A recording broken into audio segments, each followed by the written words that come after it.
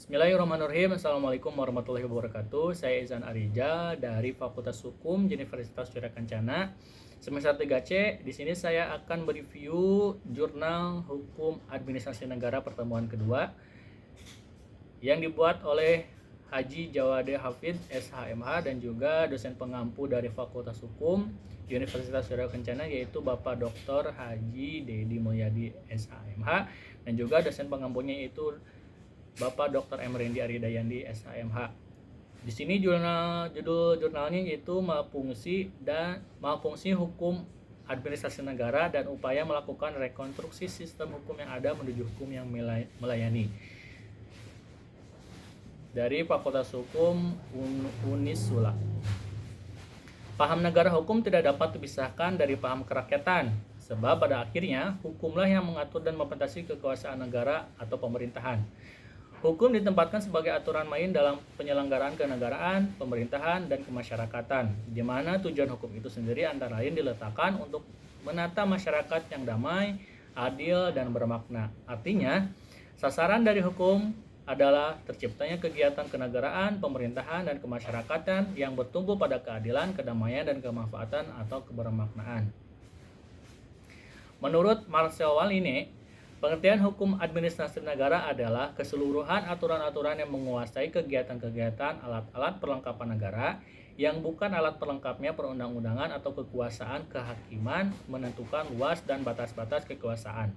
Alat-alat perlengkapan tersebut baik terhadap warga masyarakat maupun alat-alat perlengkapan itu sendiri, atau pula keseluruhan aturan-aturan yang menegaskan dengan syarat-syarat bagaimana badan-badan tata usaha negara atau administrasi memperoleh hak-hak dan membedakan kewajiban-kewajiban kepada para warga masyarakat dengan peraturan alat-alat perlengkapannya guna kepentingan pemenuhan kebutuhan-kebutuhan umum.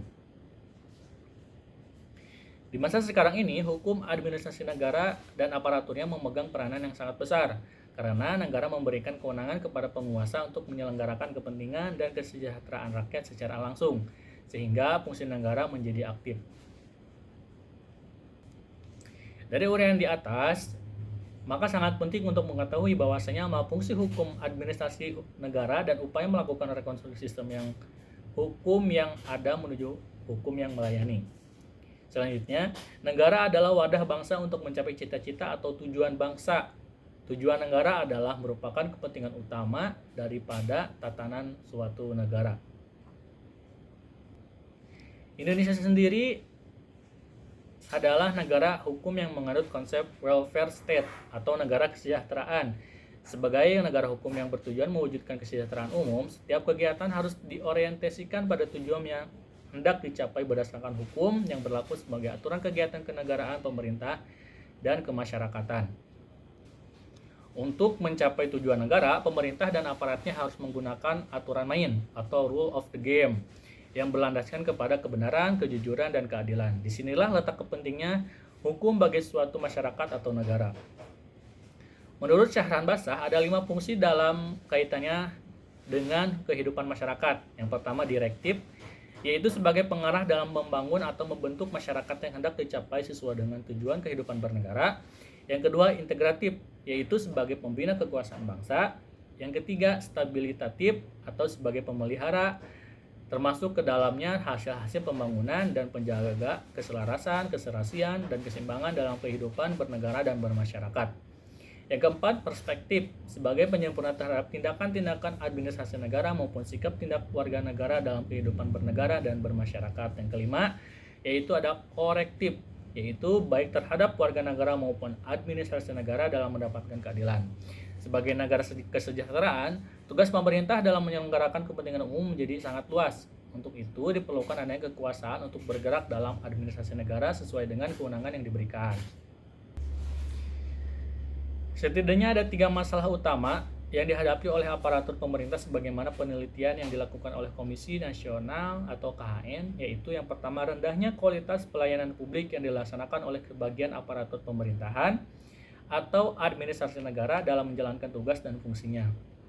Yang kedua, birokrasi yang panjang dan adanya tumpang tindih tugas dan kewenangan yang menyebabkan penyelenggaraan pelayanan publik menjadi panjang dan mulai proses yang berbelit-belit sehingga Besar kemungkinan timbul ekonomi biaya tinggi, terjadinya penyalahgunaan wewenang, korupsi, kolusi, dan nepotisme, perlakuan diskriminatif, dan sebagainya. Yang ketiga, rendahnya pengawasan eksternal dari masyarakat atau social control terhadap penyelenggaraan pelayanan publik.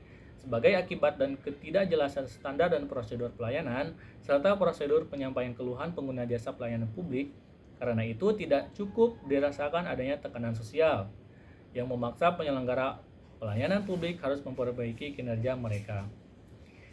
SP Siagian mengemukakan beberapa masalah yang sering menjadi keluhan publik terkait pelayanan birokrasi pemerintah oleh aparat. Di antaranya dapat disebutkan yang pertama, memperlambat proses penyelesaian pemberian izin. Yang kedua, mencari berbagai dalih seperti kekurangan kelengkapan dokumen penduduk, keterlambatan pengajuan permohonan, dan dalih lain yang sejenisnya. Seperti halnya kita tahu bahwasanya kita membuat KTP atau apa saja atau KK itu sangat susah. Yang ketiga, alasan kesibukan melaksanakan tugas lain. Yang keempat, sulit dihubungi. Yang kelima, senantiasa memperlambat dengan menggunakan kata-kata yang sedemikian rupa. Dalam penyelenggaraan pemerintahan yang baik, good government menghendaki adanya akuntabilitas, transparansi, keterbukaan, dan rule of law.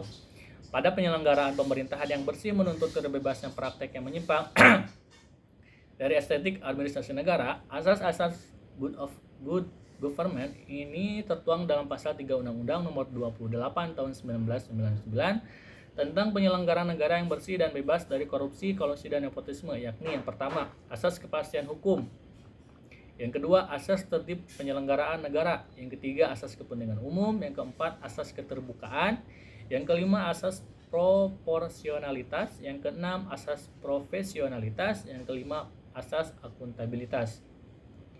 Asas itu merupakan kaidah hukum tidak tertulis sebagai pencerminan norma-norma etis berpemerintahan yang wajib diperhatikan dan dipatuhi, di samping berdasarkan pada kaidah-kaidah hukum tertulis. Selanjutnya, tujuan dari pelayanan publik kepada masyarakat adalah memuaskan masyarakat. Untuk mencapai kepuasan itu, dituntut kualitas pelayanan prima yang tercermin dari yang pertama, transparansi. Yang kedua, akuntabilitas. Yang ketiga, kondisional. Yang keempat, partisipatif. Yang kelima, kesamaan hak. Yang keenam, keseimbangan hak dan kewajiban. Berbicara mengenai rekonstruksi sistem hukum, maka melalui dari konsep Lawrence M. Friedman tentang 3 unsur sistem hukum. Yang pertama, struktur hukum. Yang kedua, substansi hukum. Yang ketiga, kultur hukum. Dalam rangka rekonstruksi sistem menuju hukum yang melayani masyarakat diperlakukan harmonisasi terhadap mata rantai hubungan 3 komponen sistem hukum di atas. Menurut Afan Ghaffar bahwa hukum tidaklah berada dalam keadaan yang vakum, akan tetapi identitas yang berada pada suatu environment di mana antara hukum dengan environment tersebut terjadi hubungan yang sangat kait-mengkait. Jadi, harmonisasi hukum merupakan suatu upaya atau proses melakukan pembatasan-pembatasan perbedaan yang berkenaan dengan adanya kejanggalan dan bertentangan dengan hukum. Menurut Fuller, untuk mengukur dan memberikan kualifikasi terhadap sistem hukum yang mengandung moralisasi tertentu, diletakkan dalam 8 prinsip of legality, yang diantaranya adalah yang pertama, peraturan harus berlaku juga bagi penguasa.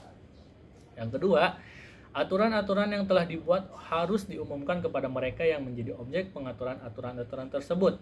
Yang ketiga, tidak boleh ada peraturan yang memiliki daya laku surut atau harus non-retroaktif.